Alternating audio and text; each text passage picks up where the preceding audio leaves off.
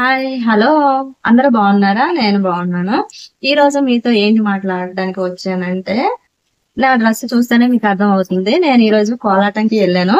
కోలాటంకి బయలుదేరేటప్పుడు చీర కట్టడం అంటే పెద్ద కష్టమే, కానీ ఒక గంట పట్టింది. నా మటుకు నేనే చీర అయితే కట్టుకున్నాను, కానీ ఇంత జడ అయితే మాత్రం నేను వేసుకోలేకపోయాను. మా ఫ్రెండ్ ఒక అమ్మాయి, గీత అనే అమ్మాయి, నాకు ఇంత పెద్ద జడేసింది. అలా రెడీ అయ్యి కరెక్ట్ గా వాళ్ళు 6:30కి రమ్మంటే 7 కల్లా మాత్రం నేను వెళ్ళిపోయాను కోలాటం దగ్గరికి. 7కి యాక్చువల్ గా ప్రోగ్రామ్ స్టార్ట్ అయ్యింది.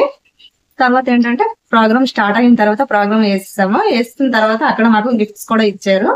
ఏంటంటే ఇది కుంకుమ, ఇది పసుపు, ఇక గాజులు, ఇక సీటు. తర్వాత ఇది ఏంటంటే ఇది ఏదో గిఫ్ట్ ఉంది, చూద్దామా అందరం?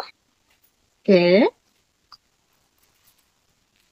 వావ్, చాలా బాగుంది. ఇంతకీ కోలాటం ఎక్కడ వేసామో చెప్పాలా? మన దగ్గరలో వినాయకుడికి ఈరోజు ఊరేగింపు జరుగుతుంది.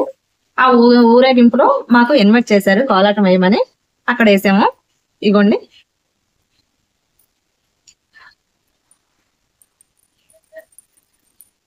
సౌండ్ వినిపించిందా? మెడలో గంట కూడా ఉంది. బాగుందా?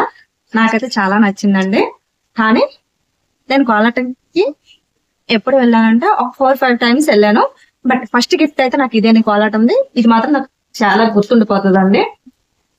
అది ఇంకేంటంటే ఒక్క దగ్గరే కాదు, ఒక 2-3 వినాయకుడి దగ్గర వేసాము. సో అక్కడ అయితే మాత్రం అందరూ డ్రింక్ ప్రసాదం అది ఇచ్చారండి. ఇక్కడ మాత్రం వేరేగా గిఫ్ట్ మాత్రం ఇచ్చారు. అది నాకు నచ్చింది. మీ అందరికి చూపించాలని నేను చూపిస్తున్నాను.